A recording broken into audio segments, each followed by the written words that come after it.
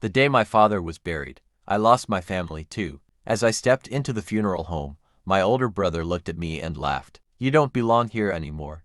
Dad knew exactly who you really were." My sister pointed toward the exit. "Leave before you ruin this day." I almost walked away forever, until my father's lawyer stood up holding a sealed envelope and said, "Before anyone leaves, Mr. Harrison Brooks asked me to read his final letter. Everything this family believes about Ethan is a lie. My name is Ethan Brooks, and for 10 years, I gave up everything to take care of my father. After my mother passed away, my brother Ryan and my sister Olivia moved away.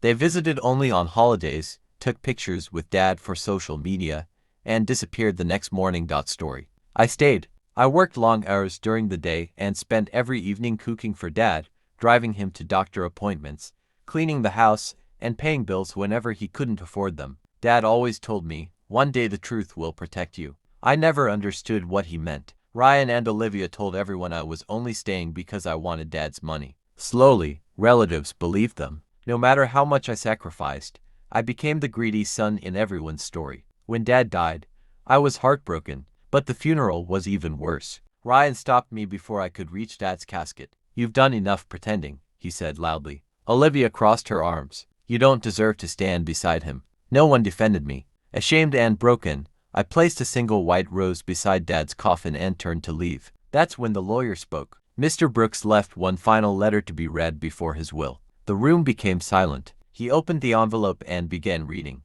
"If you're hearing this, I am gone. Before my children divide anything I own, I need everyone to know the truth." The lawyer continued, "Ethan never stayed for my money. He stayed because he loved me. Every hospital visit, every meal, every bill, every lonely night. He carried me when no one else would." Tears filled my eyes. Then came the words that changed everything. Ryan and Olivia told this family Ethan was stealing from me. That was a lie. In fact, Ethan secretly spent over $200,000 of his own savings to keep this home and pay for my treatment. Every receipt is inside the folder beside this letter. The lawyer opened another envelope. Inside were years of receipts, bank statements, medical records, and handwritten notes from Dad. Every payment had my name on it. Every lie my siblings had told collapsed in seconds. The room fell silent. My aunt started crying. My cousins couldn't even look at me. Ryan tried to interrupt. "There has to be some mistake." The lawyer shook his head. "There isn't." Then he smiled gently. Mr. Brooks had one final instruction. He opened the last page. "The family house, my savings, and my investment property belong entirely to Ethan.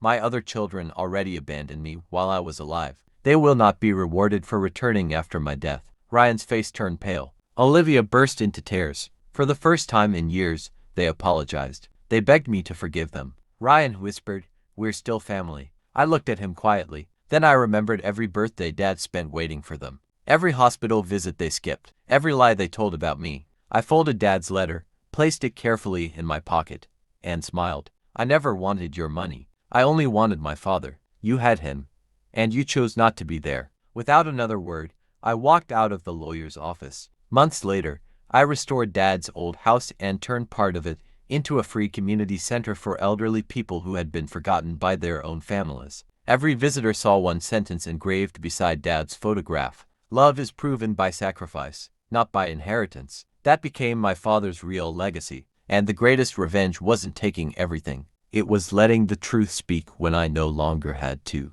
Sometimes the people who call you greedy are hiding their own greed. My father's final letter didn't just expose the truth, it gave me back the only thing my family had stolen: my honor.